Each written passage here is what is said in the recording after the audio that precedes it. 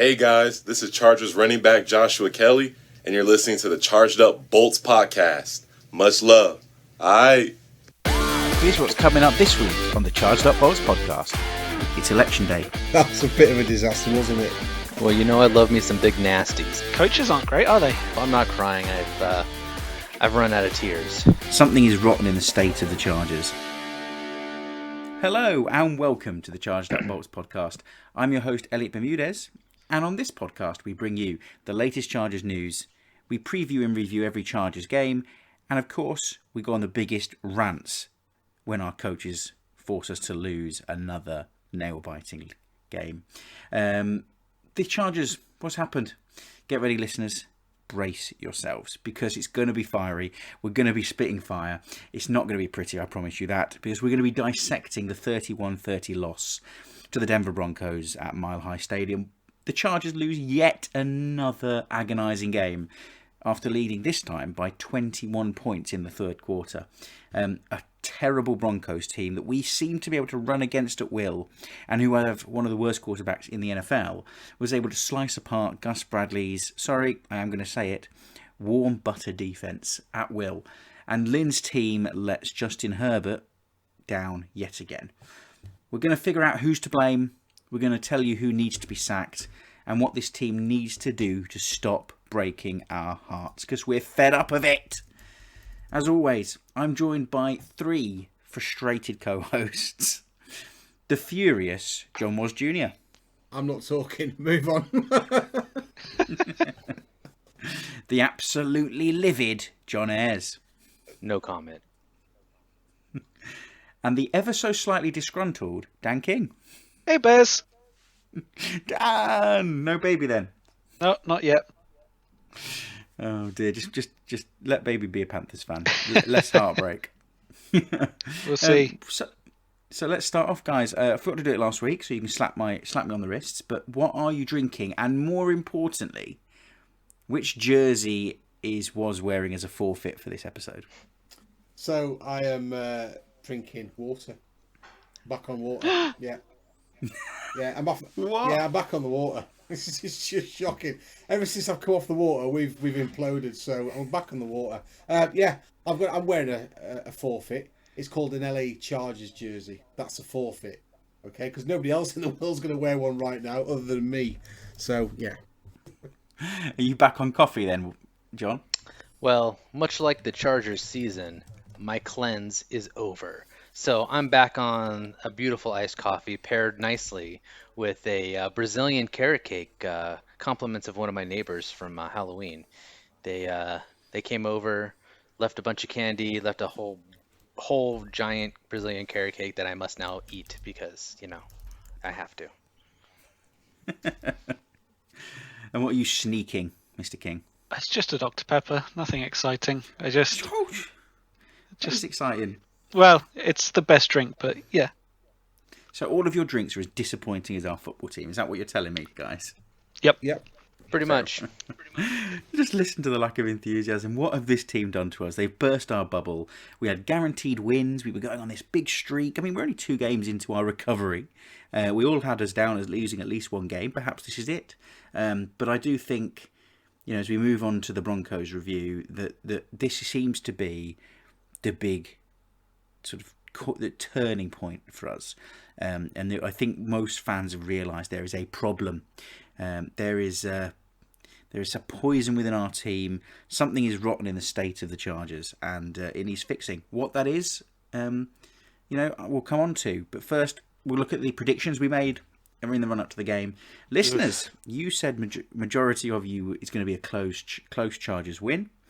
And again, Lynn flatters to deceive, and we lose. So you got that wrong. I was correct in saying this is going to be a loss. So yet again, Nostradamus Bez comes trumps. I shouldn't say that word. It's election day. That might seem biased. I take it back. Did you not guarantee a win this week? I did. It was looking like it was nailed on, wasn't it? Until the wheels fell off. It's always nailed on until you guarantee it, and then the wheels fall off. I think you're back on water. Guarantee us nothing, and we might be okay. I want to know what your biggest takeaway from this heart-wrenching defeat is, guys. Let's start off with Dan. What are your big takeaways? Any positives? What's making you miserable? Biggest takeaways. Yeah, coaches aren't great, are they? That's the nicest way I could put it. I think as banged up as he's been, Brian Bulaga returning to the team, and the introduction of Cole Toner at guard, kind of just it enabled us to get something going on the ground. And we know Lynn wants to establish the run at every opportunity, so it was good to see that happen against a not bad Broncos D-line. So that's at least one positive we can take away from it. I guess another positive is maybe we're a step closer to having a different head coach for Justin Herbert. That's one way to look at it. That is fair comment, and we're gonna spit fire from Twitter with our listeners' comments later, and I've got a lot of them. So I think, you might have teed us up nicely for that. What's your view? What were you thinking? I'm going to stick to some positives. I can't be doing the negatives. Yeah, the running game, Jackson and Pope, I think ran the football hard, supported by Joshua Kelly. It's also good to see Badgley making his extra points and his field goals. So that's a bit of a positive. And then, of course, Mr. Gordon, Melvin Gordon himself, holding him to 21 yards off 6 carries, which was good to see. Yeah, it is another drink. But yeah, I think everything was going right up until the point where Denver thought they could take the win, and obviously that's what they did. But we need to stop Keenan Allen throwing the football as well. That was a bit of a disaster, wasn't it? I don't know. That play looked honestly. That play looked well, and he just didn't set his feet. I think he hits the man. He can throw. I've seen him make some pretty good throws. So I would like to actually see that play again, but maybe get this time. He's no Melvin Ingram. I mean, obviously no.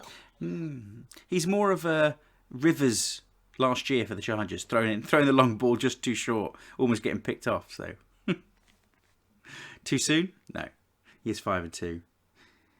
So what was yours, John? How did you feel about the game? What was the main takeaway for you? Are you crying? No, I'm not crying. I've run out of tears, so no more crying for me. But I think I agree. I have to echo some of these other guys. I think Badgley got back on track finally, but of course it didn't matter. So we'll see how that goes. I'd like to see him hit a few more 50-plus yarders, and then I'll be comfortable bringing him into camp next year. They better at least bring some competition, though. To me, Tremaine Pope, he was the guy. He looked like the RB1. He showed vision. He showed burst. Honestly, he was the best running back out there. I'm a big Joshua Kelly stan, but Pope just was the best running back out there. And I don't know if you're giving out any kind of awards for running backs, it's got to be Pope. I don't know how you could look at anybody else out there. Also, I want to give a little shout out to my guys on the front line. I thought they did a better job blocking this week. I thought there was some good continuity on the right side of the line that we hadn't seen in a while. Practice squad call up Toner. I thought he did a really, really admirable job. I mean, he wasn't perfect by any means, but I think him and Bulaga really I don't know if it was a communication thing. I don't know if it was just they just knew what was going on, but they both seemed to really handle their assignments a lot better than they had in previous weeks. So, that was encouraging to see at least some sort of offensive line play that wasn't complete and utter trash. And I think a bounce back from some of our defenders, specifically Casey Hayward. I think he's had the last couple of games. He showed that he's not washed like I had been worried about. I think that he should play better this week than he did last week. I don't know what his problem was to start the year, but he looks like he might be coming back into form, which is obviously a good sign for the Chargers because if he's not playing well, then nobody's playing well, especially after they jettisoned King. So that was kind of my takeaway from the game. Yeah, I think you make some spot on points there. I mean, for me, I thought we looked like a playoff team. I mean, maybe the Broncos made us look that way, but we looked like we could run at will. We which is nice to see that the improvement and the way that right hand side of the line, apart from that one, was it 4th down that Cole Toner got absolutely blown up? Apart from that, it looked like a Chargers team that could run the ball. Herbert was Herbert. Keenan Allen was elite as always, and I thought, wow, this is how we should perform. The defence looked like it could stop them at every turn. And then Gus Bradley did what Gus Bradley does best and decided that he wanted to finish challenging a Drew awful lock, and just wanted to let him complete all these intermediate fast passes for easy scores. So thanks, Gus. I think we were all on board with the coaching staff. We were optimistic this year, and this has burst my bubble. And I think we need an immediate change on defence. And I said in the bye week, we need to go out and get some cojones. And we've seen this coaching team decide that at 2 scores up, we've won the game in the third quarter, and there's no need to try in the fourth quarter, and it's been disastrous. They'd obviously had a nice change of thought process in the bye week and decided we would give up when we were 3 scores up this week. So, I don't know what score we would need to be ahead to be safe. I would just like the team to play through 4 quarters. 50, yeah. Just play through 4 quarters. Keep trying to win. Keep trying to score. Don't try and just run time off the clock at the beginning of the fourth quarter. It's going to come back and hurt you. Take up time. There was one point where a stat came up and we had like 20 odd minutes of the game, time of possession for the Chargers compared to significantly less for the Broncos. And we decided, I can't be asked. We're just going to give it back to them a couple of times, let them close the gap, let them win the game. And predictably, we have the Desmond King traded away, or he wasn't at the time. We have his replacement. Is it Campbell, who I kept thinking was Jaleel Adai? So thanks, Campbell, for... But he was obviously put in the team to be the Jaleel Adai replacement, and he did an amazing job. He lost us the game by losing his man, giving up penalties. So well done. But, it's depressing. Another divisional defeat. When was the last time we won a game in the division? 2018. Jesus wept. Unbelievable. Wow. That just takes your breath away. The other takeaway is Philip Lindsay's 55-yard run. If he hadn't have done that, they'd be looking at 53 yards on offense, Denver. And you could argue that Lindsay is a difference maker on that team because he was the catalyst for that comeback. How we make that stop? He's their best running back. Yeah, and we make that stop though. If you look at the tackling stats, Chargers total 49, Denver 84. Yeah, arguably we've had more of the ball. We were running it hard, but we've got to make stops. We really have. And is it down to conditioning and fitness? Are we struggling towards the end of the games because we just can't keep up? I know there's altitude. I'm not buying that. It's 1,000 meters. I get it, but it's not. We're not playing the top of Everest. Did you see the image of Keenan Allen? I think it was early in the fourth. He made a nice reception and he was breathing really hard on the sideline. But that's for the coaching staff to get our players ready at the start of the season. Completely agree. We've got to be fitter. Doesn't matter what sport you play, whether it's rugby, soccer, football, hockey, in the NBA. If you're not fit, you're not going to compete because your mental attributes start to falter when your legs and your lungs are screaming for more oxygen. So are we not conditioned correctly? I don't know. You'd have to ask the front office that question or the players if we ever got on the podcast, but there's something not right there. Well, we have all the injuries and we don't seem to be able to finish games. Mentality and fitness, lacking.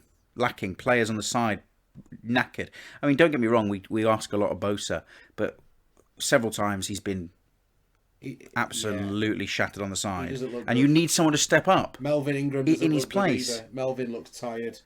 What's Nwosu done in that game? Well, in fairness, Ingram's coming back from injury, so he hasn't been training his full hard. So Bosa got a concussion, so that's not a fitness thing. That's getting hit in the head. Like you can't. Yeah. That's a not having it. Factor. It's fake. They want Lynn out. They're pretending. He's just a bit dizzy. Those hits, Pope and Bosa. Has the league done anything about that?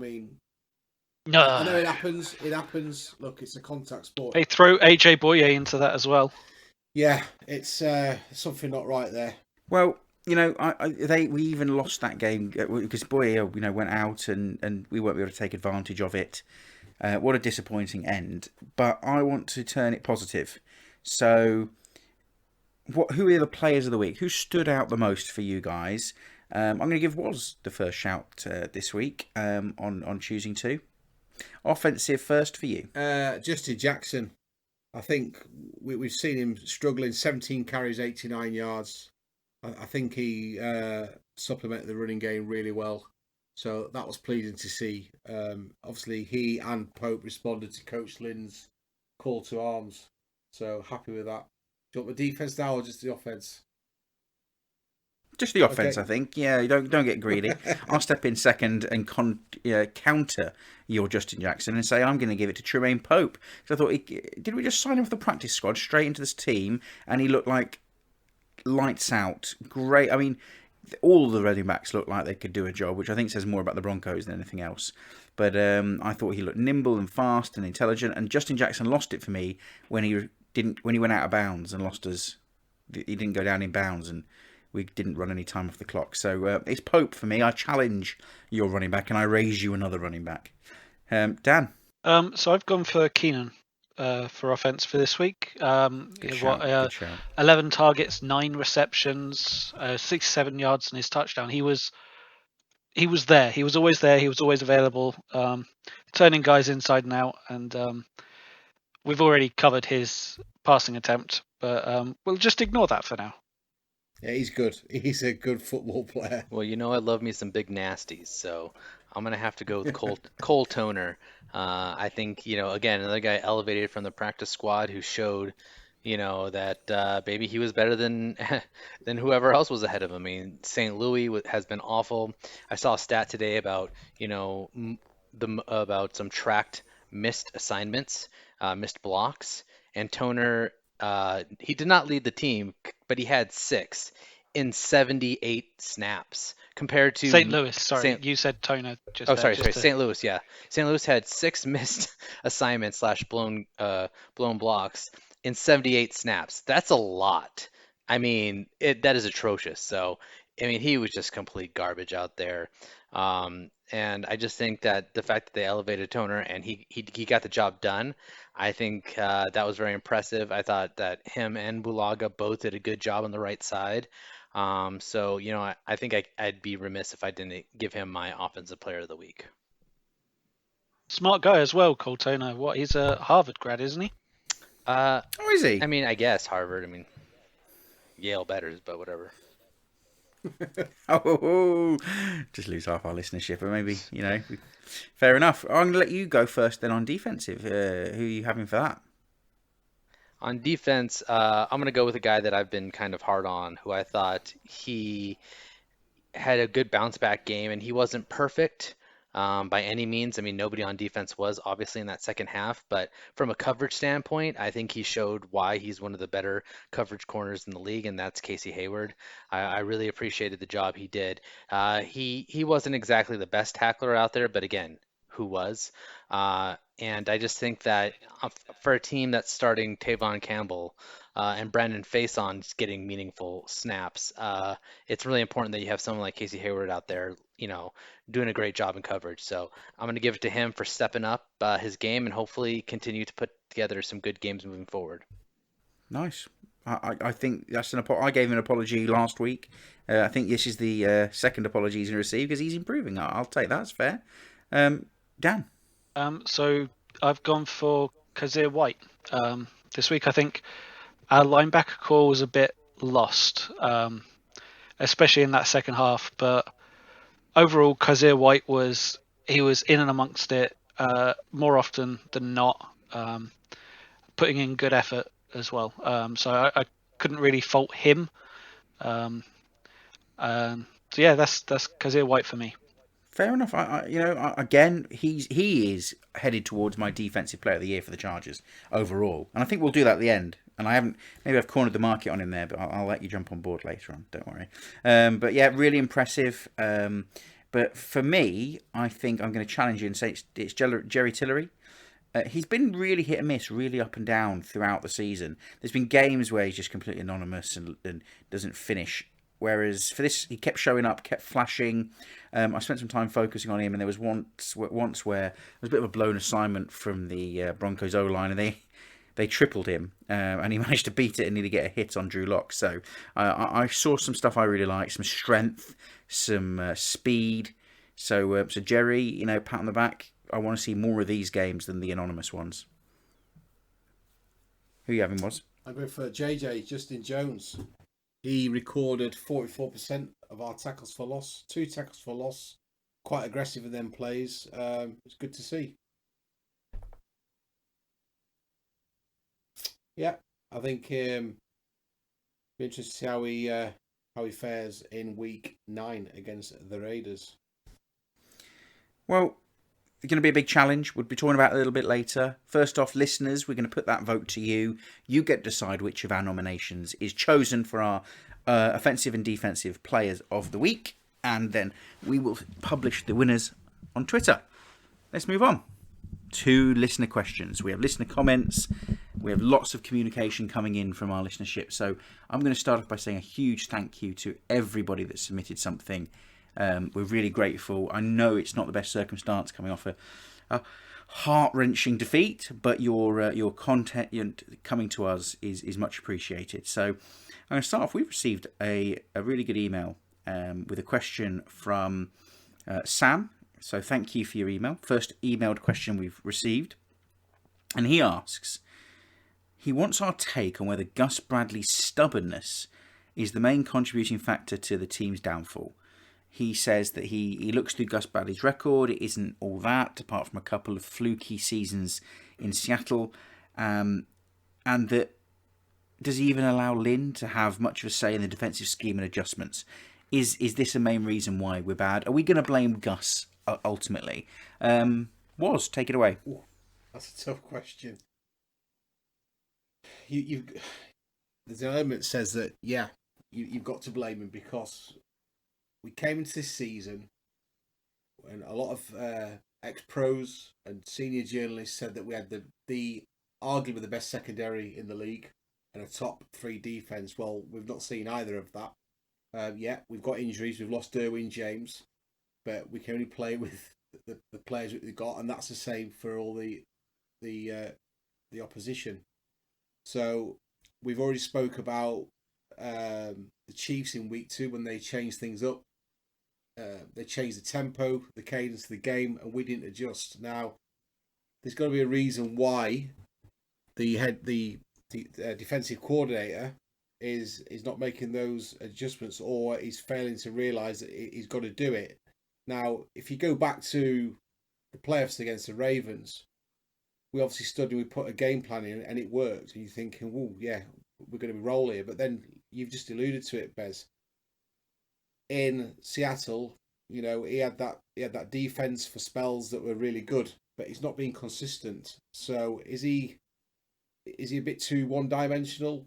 Arguably, but then there's an element that the defense, when they got to execute. Was it last week when Jerry Tillery gave away that stupid penalty? That was avoidable. And you can coach that all day long, but the players have got to go there and keep their discipline.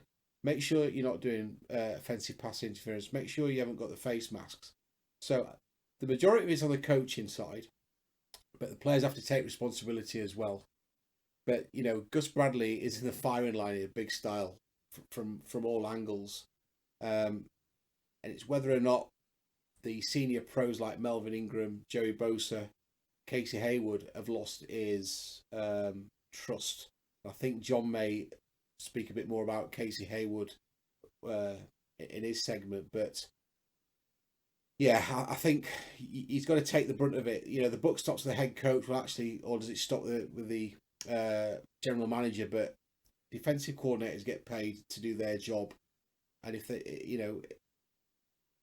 it's not working out, something has to change. Either defensive coordinator goes back to football school, or he takes a long, hard look at the situation, puts his hands up and say, yeah, it's on me. I haven't seen this week's press conference with Gus. I've only seen it with Lynn saying that he's sorry, but I think the coaches have to take the brunt of the responsibility, but the players also have to stand up and say, yeah, it's hard to judge someone's stubbornness without knowing them personally, but that lack of change, an apparent lack of change, in all of these games, has to make you think there's something more to it. It has to make you think that he's having a say in something that he's maybe showing that he's not capable of having that say in. I do put blame on Gus Bradley. I was actually looking back at notes I took during the game a couple of weeks ago, and I wrote in big bold letters in the middle of my page, "Fire Gus." I'm still there. So that was the Saints game. So yeah, I think there's got to be an element of stubbornness. I think Gus Bradley is a bit of a problem for us, and I think the fact that we're not making adjustments has to be something to do with either stubbornness or just misplaced pride. Can I just add in there as well before John jumps in? We gave up 31 points and 29 respectively to two really poor offenses, Denver and the Jags. Yeah, well, let's bring in John, because he is the defender of Gus Bradley, the defender of the faith, his biggest fan. John, save your guy from this onslaught. Well, I think what everybody else needs to remember about the entire situation is that I've always been about firing Gus Bradley. This guy is horrible. He has no idea what he's doing. Part of the reason I needed a cleanse is there was just too much warm butter in my system. Look, yes, I have defended Gus Bradley in the past, and I think there is something to be said about the fact that it hasn't always been the sexiest defense, but it's been an effective defense. Well, it has stopped being effective. It has stopped being effective, and that's the problem. I was able to, before the Tampa Bay game, they were actually playing fairly well, and they were keeping opponents down to reasonable scores. And then Tampa Bay happened, and I was like, that's not good. It's not good at all. And then New Orleans was an okay game, not great, but then the amount of points that they were letting Jacksonville put up on the board, and then now this Denver game, it is showing a trend of Gus Bradley's defense being unable to get enough turnovers to make stops in the second half. They don't show an aggressiveness that they need. They show the wrong kind of aggressiveness. This is the second game in a row where the second half touchdown has been directly related to 15-yard unnecessary roughness penalties. 2 weeks in a row that's happened, and it's just uncalled for. The big testament about this defense is that yes, they allow you to dink and dunk, but they either hold you to a field goal or they make you take half the quarter just to score, and that's fine. If his defense had been able to do that, if they had stuck to their calling card, the Chargers would have won this game, but they did not. They allowed quick touchdowns. They were allowing Denver to move down the field quickly and efficiently. It was just not a good effort. And, you can talk all day long about the players need to execute, and they do, and there was some poor execution out there for sure. But, part of that too is just having your team mentally prepared and ready to go. And they don't seem like they have that. They don't seem like they have the discipline. I'm just wondering, after multiple weeks of unnecessary roughness penalties leading to touchdowns, is there any accountability? Is he chewing anybody out for that, or is he just saying, well, you got to be smarter, that was dumb, and moving on? Because it doesn't sound like he's got any discipline going. And someone mentioned Casey Hayward, and just today, recording this on a Tuesday, the trade deadline, which was basically nothing, but we'll probably get to that in a later segment. Casey Hayward was responding to a fan on Twitter and saying that the players would do all they can to fix this. He didn't say the team. He didn't say coaching. He didn't say we. He said the players, which to me is an indictment on the coaches. It is hey, the players are going to have to do something about this because the coaching staff can't.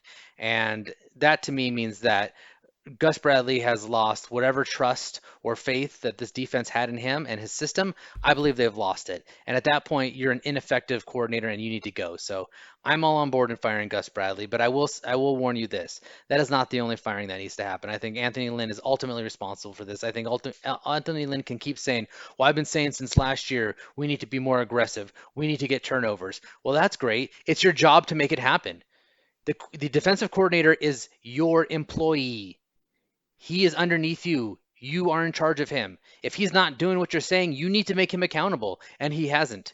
Just like he hasn't made George Stewart accountable. I mean, George Stewart makes more sense. That's his favorite guy. That's the guy who elevated him in Denver and made him a special teams guy and a stalwart on that team. So of course, he brings Stewart in to be his special teams coach, and of course he's never going to fire him because that's his guy. That's another story. My point is, ultimately, this falls on Lynn. Yes, fire Gus Bradley. He needs to go, but really, Lynn is the one that needs to go because he's the one who's allowing this to happen. It's all on his watch, and he is the one ultimately to blame. So that's all I have to say about that. Well, several people on Twitter have come back at us saying, who would you sack right now? And I think that's a different question as to who would you sack, because I think a lot of us would be on board with getting rid of the entire coaching staff towards the end of the season. But I suppose my question back at you, John, is right now you're Tom Telesco this second. Who are you sacking today? If I'm Tom Telesco, I'm sacking Anthony Lynn, and I'm sacking Gus Bradley, and probably taking George Stewart out too, just because I have a personal vendetta against him. But they're all three gone. I think Shane Steichen's done a fine job. I don't think he has done anything worth getting fired over. I think he's improved week over week. Do I think he's a brilliant young mind? I don't know. I'm not convinced on that, but I think he's done a good job with the offensive that's in front of him. So I'm going to give him a pass on his job.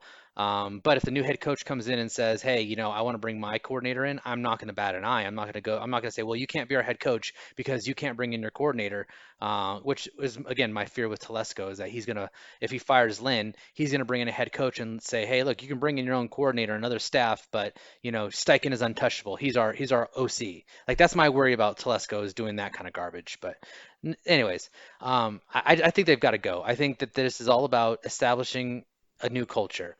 Lynn was supposed to establish a new culture, a winning culture. He has not. He's established a losing culture. He's reestablished the choking culture. That's what he's established. And I think if you as a GM want to send a message to players and honestly to fans and the rest of the league, who basically look at the Chargers as a laughing stock. They look at the Chargers as, Chargers going to charge. Oh, talk about chargering, right? That's the joke. Blowing leads is what the Chargers are known for around the league of, they're going to find new and creative ways to lose. Well, you know what? You want to nip that in the butt as a general manager, you fire Anthony Lynn and you send a message to everyone saying, you know what? As an organization, charging is not a thing that we believe in. It's not a thing that we endorse. So I just don't think Telesco has the balls because Telesco hired him, and I think Telesco has a soft spot for him. He needs to fire Lynn and send a message: losing will not be tolerated. Choking away leads will not be tolerated in this organization. So when he hires the next coach, they can't come in and go, well, I should get at least 3 years. You gave Lynn 4, and that dude couldn't win a game to save his life. So, anyways. We're fired up now. Now we're rolling. The thing is with all of this is that you're right. The culture is wrong, but I'm going to touch on what you said about Steichen and also bring in Pep Hamilton. That if this franchise is now committing to Justin Herbert, the GOAT, and we're planning for the future around him, you don't want to be chopping and changing. He talked about in the draft process that the worst year at Oregon was when they chopped and changed. In fact, he had that every year. And it's a gamble. It's uncertain for a young quarterback. Steichen seems to be growing with him. I think he calls plays that suit him. And Pep Hamilton is done wonders with the lad. So, I would keep them in and around the organisation. How you build that, I don't know. And my biggest problem, and I'm going to pick up on Brendan's comments on Twitter here to throw this out as well for people to consider, is that there's someone else that needs to go that we are not mentioning. So Brendan believes that Dean Spanos needs to sell the team and that he is too cheap and uninspired to bring in a coach that will lead this Chargers team to victory. So do you think Dean Spanos needs to sell us to win, or do you think that it's more a coaching issue? Let me just go back to the previous point before I answer that. You talked about Justin Herbert, Oregon. Don't forget, college players are playing for the right to play in the NFL, so they want consistency. They want to be drafted. They want to go to a team as a QB1, where the NFL it's different. You're playing for divisional titles and conference championships, obviously the Super Bowl. So I think that's where that difference comes in. Herbert's arguably got if you look at Tom Brady as a benchmark, and even Rivers and Big Ben, Herbert's got a 20-year career ahead of him. So if he has 3 or 4 coaching changes between now and the end of that time, c'est la vie. But in college, you're playing for consistency to get to the NFL.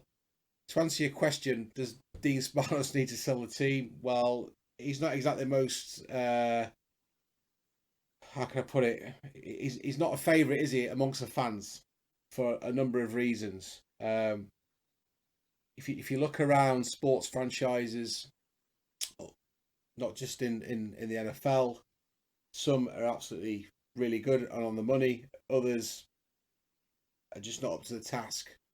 It seems to me that Spanos is a very stubborn man. I mean, why on earth would you talk about laughing stock, okay? So why on earth would you put the bloody Chargers in a football stadium?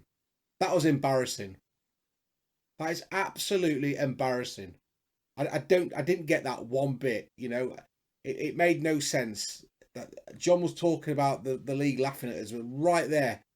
Forget about what's going wrong on the pitch. If you put us in a soccer stadium, was it 26,000 StubHub held or something like that?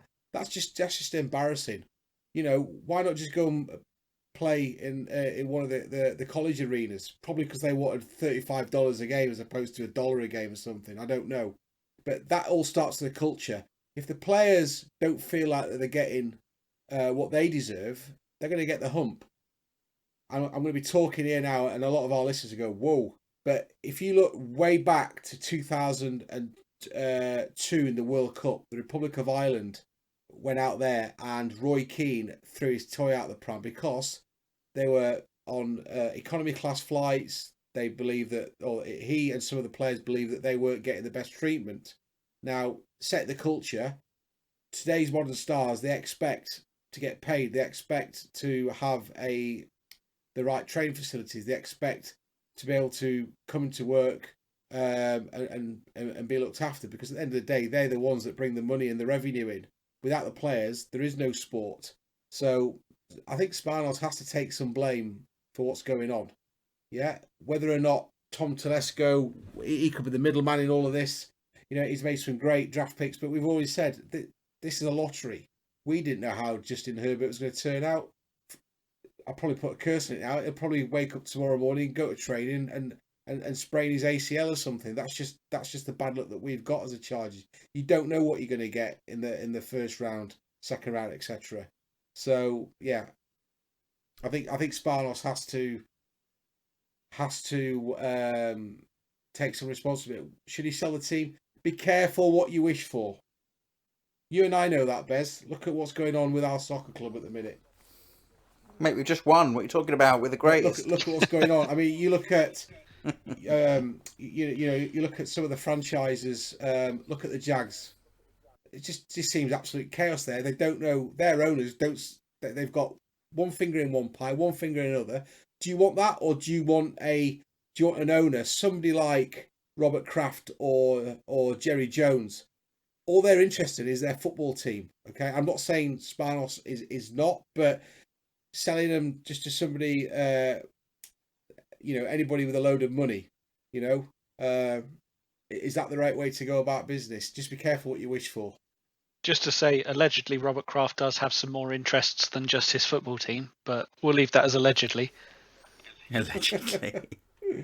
Oh. So Dan, are you gonna sack Lynn and get Dean Spanos to sell the team, or are you holding on to them? I'd be sacking Lynn, at least. In my latest timeout piece on charge.bolts.com, I've written about Lynn briefly at the end of my piece, because I've mentioned before, I think he's a really good leader, not necessarily a good coach.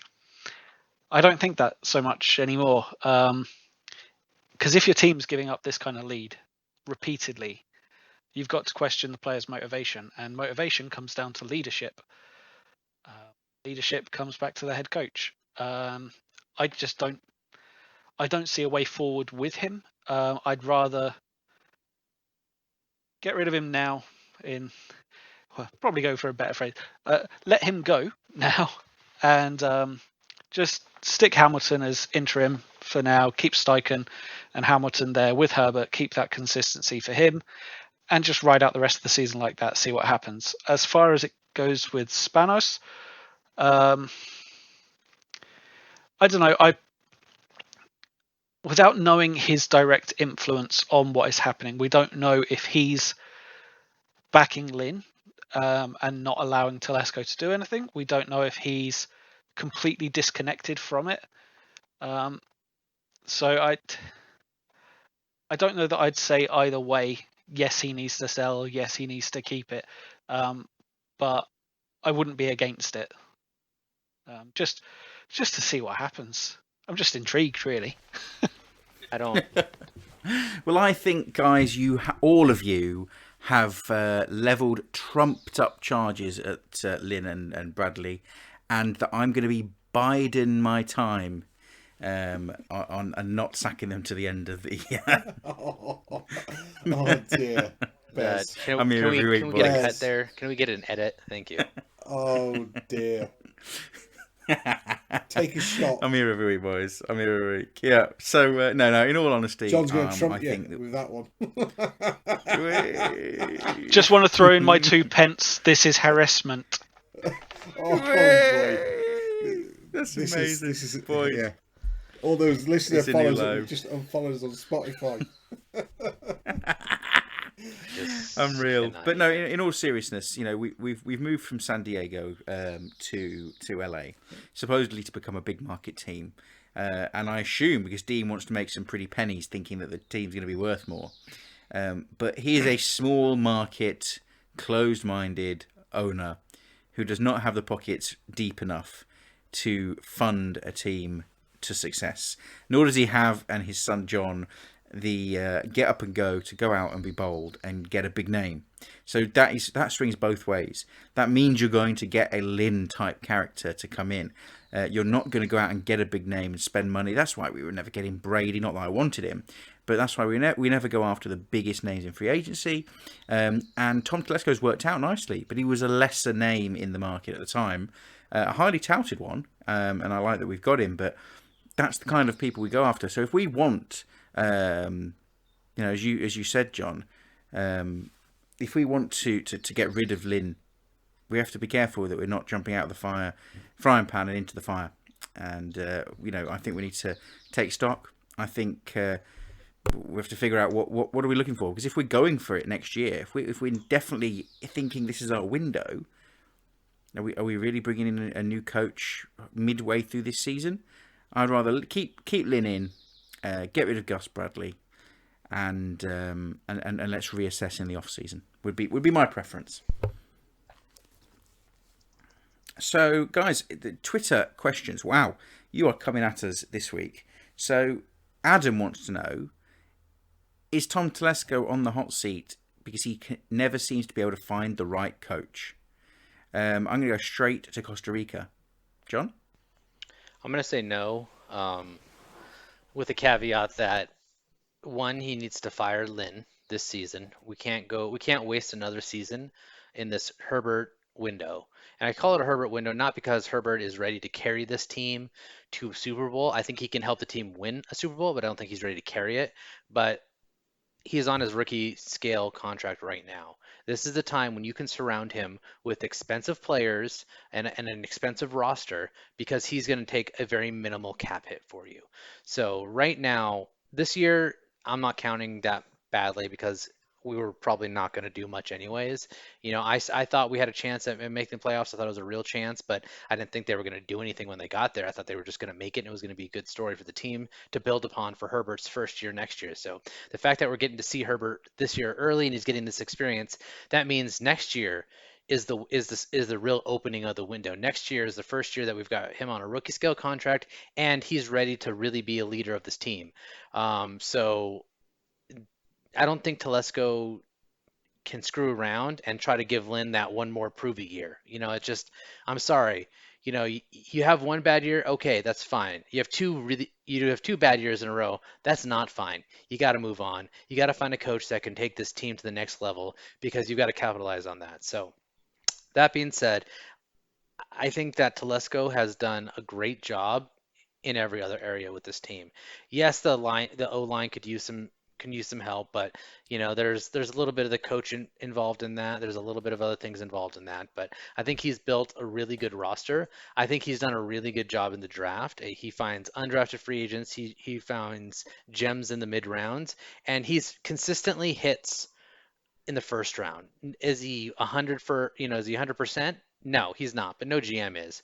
I think though that if you can produce the kind of talent that he has drafting in the first round, I think that you are doing a great job. And the icing on the cake, the cherry on top of the GM Sunday is the fact that the most important position in the NFL, the most important position on the team is quarterback, and he Yeah. nailed that pick. He nailed it. We all had some concerns. Nobody was like, "Oh, for sure, Justin Herbert's the best quarterback in this draft." Nobody thought that. Nobody. I'm sorry.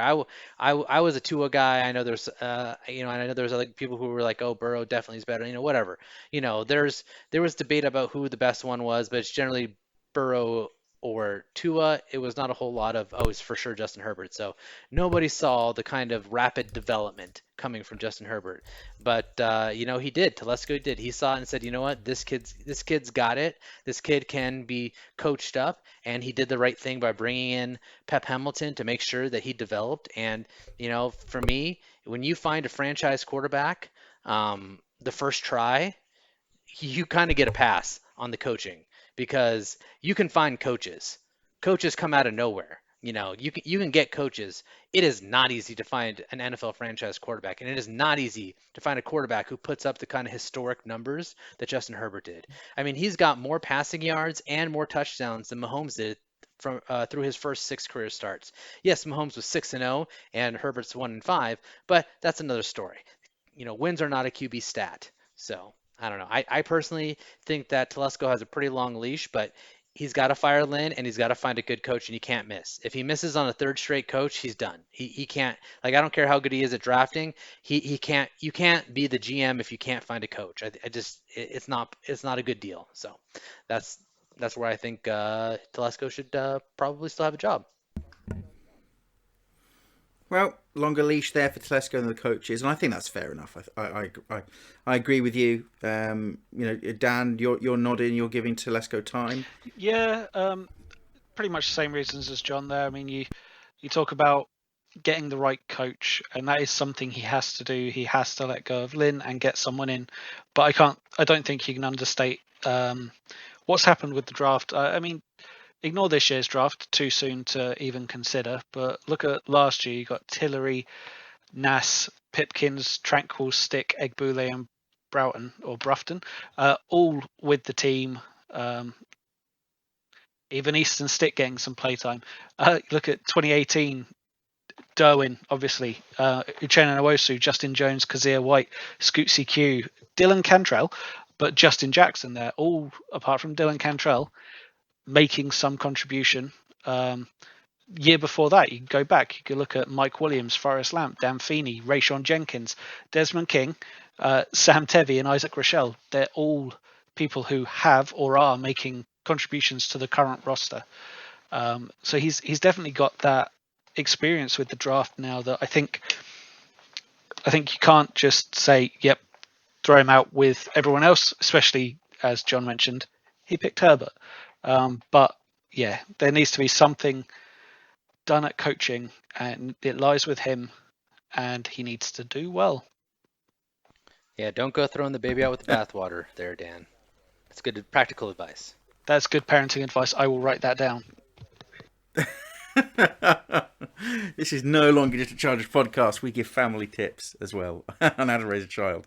Woz, do you think Tom Telesco needs to sharpen his knife when he's picking the next coach? Do you think he should go? No, he shouldn't. He shouldn't go. It's he probably didn't foresee that Coach Lynn was going to have such a horrendous 2019 and 2020. He's got one more shot, and if you look at the draft, the other two guys have nailed it on the head. He's made some awesome picks. Bosa, Derwin James, Herbert. All right, James has been injured. We haven't seen the best of him. We're not going to let him go. He's going nowhere. He's going to be a Charger for life. anybody saw the NFL show on Game Pass earlier, it's been reported that Russell Wilson is spending $1 million a year out of his own pocket to stay healthy and in the game. It's a brutal sport, so the Seahawks aren't in any hurry to get rid of Russell, and I think the Chargers will be doing the same thing to keep Derwin James. They saw something in that they went after him, and Telesco, as John said, you need, as a GM, you've got to be good at everything. You've got to be able to draft. You've got to pick the right coaching staff. You've got to get the right personnel in, and it just hasn't worked out for Antolin. Can he turn it around? I'm not going to sit here and say yes because we thought he could. It doesn't look like he can, but somebody put on Twitter the other day on the Charged Up Bolts feed, one of the tweets of the year. If the GM is not actively looking for his next man, he's doing something wrong. Because let's be honest, head coaches, they might retire, they could get sick. We don't want to see that, obviously. But they've always got to be looking on the horizon. And the head coach should always be looking over his shoulder, unless you're... I mean, look at Bill Belichick, what he's done in New England. That dynasty is now coming to an end. But, the Patriots are going to have to start looking down the line at who's going to replace him. And so Lynn is certainly looking over his shoulder, and I wouldn't be surprised when we were prior to the Jacksonville game if Telesco wasn't looking on the market to see who's available. The other thing that's interesting me with sport is sometimes you get snippets of information of what's going on, and I know sometimes I refer to soccer. I was in a fortuitous position to know that Steve Bruce was going to Sheffield Wednesday before most people did, because one of his coaching staff is a family member of somebody that works with me. And when they got there, they didn't like the culture. They were very quick to go north up to Newcastle. But it's quite interesting. Reluctant to go there in the first place. Then they took the job. How many potential top head coaches, coordinators, have spoken to the Chargers and walked away? We said it last week. There's not a lot that gets leaked out of the building, so I'd be really, really interested to be a fly on the wall to see who actually Tom Telesco's spoken to. I can't remember who was in the line for the job when Lynn was appointed.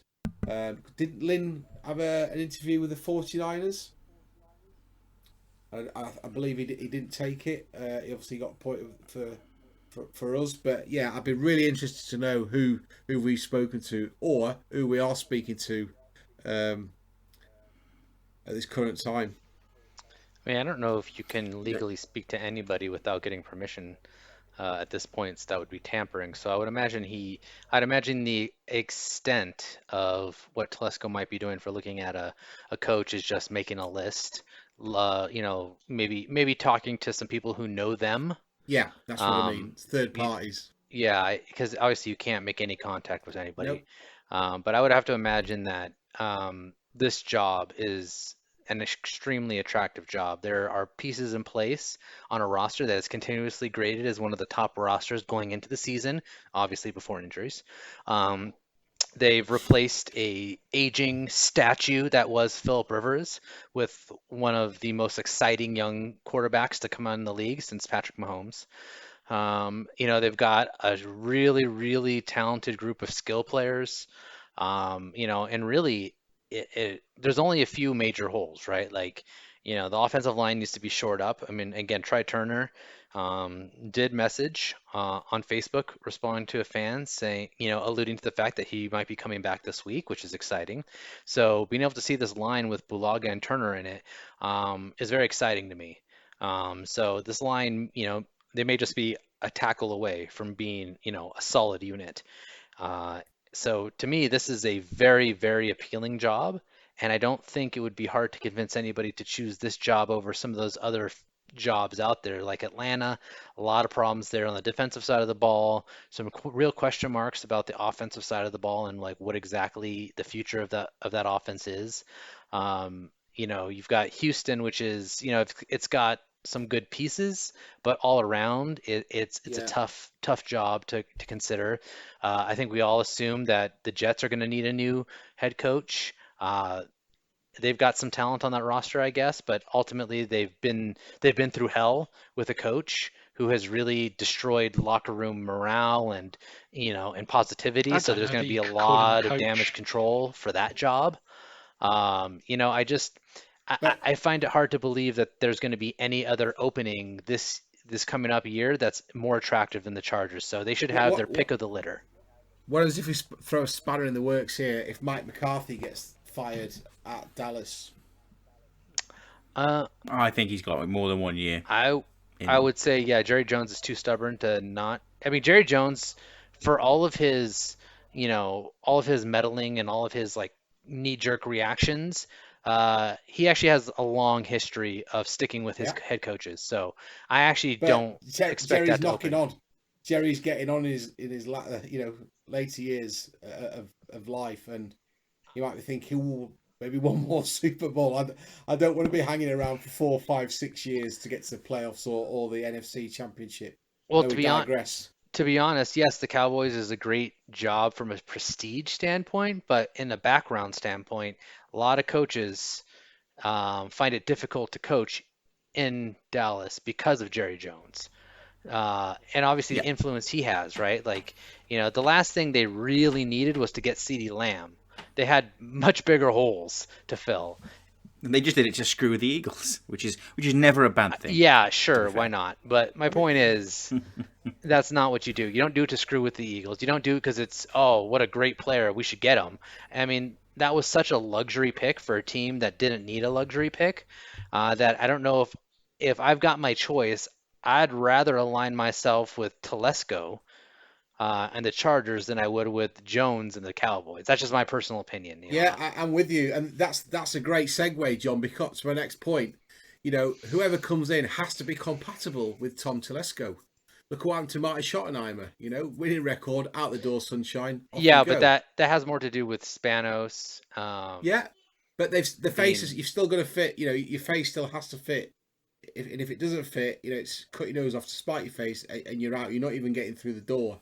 So there is an element of that. It's well, again, yeah. But here's the thing. I think Telesco is much more level-headed yeah, uh, than previous general managers yeah. who are complete shite, in my opinion. Um, but Fair. so I don't see that. I think Telesco is about a high character guys, about guys who have vision, about guys who are good leaders. That's what he cares about. So, I'm hoping, there's a couple guys out there who, like Sulla from San Francisco, the defensive coordinator. That's someone who is a young, bright mind. He's really made an impact there in San Francisco. He knows what it's like to get a team to a Super Bowl. He's very big on discipline, and I think he would fit well in this culture, and I think he could help. So he's a guy I like. If you want to go offensive, Joe Brady. I think Joe Brady is an amazing coach. You saw what he did as the passing game coordinator there in LSU, taking Joe Burrow, who was, a fringe quarterback prospect, and turning him into one of the highest rated quarterbacks in the league. Or sorry, prospects to come into the league in a while. I think that would be a great hire. You've got young coordinators like Brian Leftwich who are making real names for themselves. There's So, on Twitter. There's quite a few calls for Eric B from the oh, Chiefs, Bieniemy, but yeah, I the would thing love to see is, Bieniemy. my personal take on that is they will keep him hanging around to replace Andy Reid when he's gone. That's my personal take. Um, Well, it depends. I mean, that's what's his face Josh in New McDaniels. England. McDaniels, McDaniels, yeah, yeah, same thing with McDaniels. He's supposedly, yeah. he's been, I mean, he had a job and reneged last minute. So, I mean, he obviously has had some promises made to him. So, I mean, who knows what Bieniemy has made a deal with Kansas City or not? But What? if I'm the Here's one. Chargers and I can get him, I can pull him in. Why not? Here's one for you. Untested coach, someone that knows, that's really passionate about the franchise. Anthony Lynn? Oh, you said untested coach. Sorry. Or did you? Oh wait, I thought you said unqualified coach. That's why I said Lynn. Sorry. Go ahead. Continue. Sir Philip, Rivers. yeah, He wants to coach high school. I know. But He's has, already, has in anyone fact, spoke? he's already lined up his high school team to coach. Yeah, He doesn't want to coach $1 million. professionally.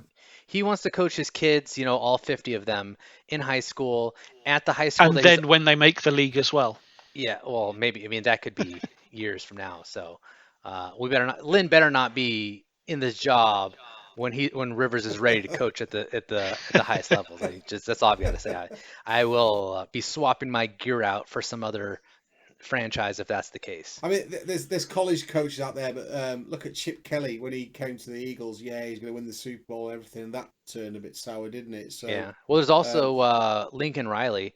My issue yeah, obviously is that they've been incapable of playing any defense there in Oklahoma, so that worries me, given the defensive struggles that we've had. Why? He'd be a perfect fit. I mean, there's talk of James Franklin was going to do wonders at Penn State, but there's now rumour that he's going to get the bullet and replaced by Bill O'Brien, who was obviously his predecessor. So Different. Sure. Why not? completely different Oh. game. It's I personally would. If I was Tom Telesco, I would take something that's already in the NFL, or somebody from that Bill Belichick coaching tree when they were at the Browns or at the Patriots. Someone with experience. I just want someone who has coached, head coach. See, honestly, they don't even need to have been a head coach. I just want someone who's No. been an actual offensive or defense coordinator for more than less than a year. Yeah. Because that's what Anthony Lynn did. He was like a special teams coach, then he was a running back coach, then he was an offensive, head assistant of offense or whatever the F position that is, blah, blah, blah, blah, blah. And then 1 year he was elevated to offensive coordinator and then elevated to head coach. Like, he had very little high-level experience, and I think that shows. And I just want someone who's at least been a coordinator for long enough to understand how it works. So that's just kind of what I would like to see. Anyways, Yep. I think Love those takes, guys. I have some blitz questions from Twitter, which means I'm going to ask the questions that we've been posed, and I'm going to go around the table for you to give me just a one sentence on what your feeling is. The first one is, we have had a Titans fan called Johnny from the UK get in touch. Thank you for listening. He wanted to saw us on Twitter, got involved and listened, so thank you. He said, trading away Desmond King for a 6th rounder. Good deal for the Chargers because he's in his last year of his contract, or have the Titans gotten a steal? Let's go down. Both. I think no one else was offering more, so 6th is fair. Good deal for both. Titans have really struggled in the secondary. They had Logan Ryan for a while, and Desmond King's a better Logan Ryan, in my opinion. So I think he fits perfectly into their system and scheme. Great deal for them. Chargers weren't getting any more than that for him. The slot cornerback is an undervalued position in the league, and King has some public issues that with the team that I think required him to be removed. So I think it was a fair deal all around. Yeah, I think it's a fair deal. If the Chargers could have driven Des King to the XFL, they would have taken him. But I think the Titans, they've obviously done their homework, but it seems to me that King could have been a bad apple in the locker room. So yeah, Telesco, he likes characters. Nobody wants to upset the apple cart, so off you go. Yeah, we've lost a draft pick anyway, haven't we? Because of Kenneth Murray, so we can make that up somewhere. Maybe get a steal somewhere in the 6th. I thought that was a 3rd just last year, so I think we have a full complement coming up, unless I'm wrong. No, we have a full complement. We didn't give up any. So right now, with the comp picks, we're set up to have our full set of picks. Supposedly a compensatory 3rd round pick, given the value of Rivers and Gordon, and then what we brought in with Joseph, Harris, and Bulaga. The math is right now a 3rd round pick for that, and then we have a 6th round pick. So it gives Telesco plenty of ammunition to move up and get a few guys that maybe he likes. You could potentially see another one of those. Hey, I'm going to draft a really elite edge rusher with our 1st round pick, and then trade back into the 1st round to get an Sewell. offensive tackle. Sewell is probably going to be out of reach unless they don't win another game. But I mean, Samuel Cosme from Texas, Alex Leatherwood, a guy I've been pumping up since the preseason. I really Yeah, I love like his Alex. tape. All of them could be available in the mid-first round, so they could pull a same deal. They trade away their second and maybe that comp third to get back into the middle to end of the first, get themselves a tackle. And now they've got an edge rusher and a tackle, plus they have one more third-round pick to grab a cornerback. So. Yeah, I think it's a good shout. For me, Johnny, thanks for getting in touch. It leans towards the Titans for me. I'm going to be a bit more negative. Desmond King's not been the player that he was a little while ago, but I think that the 6th is probably a tad low. If it's on the table and that's what you've got, it's what you've got. It's better than getting nothing. And as per reports, I think because the potential is, I'm hearing that there won't be compensatory picks for expiring rookie contracts. So they've got rid of a guy for something. He's not playing. The reason why I'm a bit negative is I don't like what they're doing in getting rid of the likes of Adrian Phillips, Desmond King. There are these names that buzz around the ball. They may not be the best starters, and slot corners not valued, but they can get turnovers against mobile quarterbacks. They can track. And I think we saw the fruits of our trade deal straight away, that we had, for the last drive of the Broncos in this week's game, we had Campbell playing that position. And he's not capable of playing that position. Now, whether or not Desmond King is lots and lots better than him, perhaps not. But I think we've seen he has a higher ceiling than a guy off the street. So I feel the team, I know injuries are involved, but I feel the team has really paper-thin depth. Bit negative. Tells me that the guy we loved, Anthony Lynn, that's every player's favourite guy, actually can lose guys, and maybe isn't all sweetness and light. I have another blitz question, and we're going to start all the way back with Woz. This comes from our friends at the UK Falcons pod, a little bit tongue in cheek. Who's going to blow Who's going to blow a big lead when the two teams play each other? Falcons have done it. We've done it. We're going to be coming head to head later in the season. So tongue in cheek, but who's going to be the biggest blowers? Falcons. Next question. John. I mean, I don't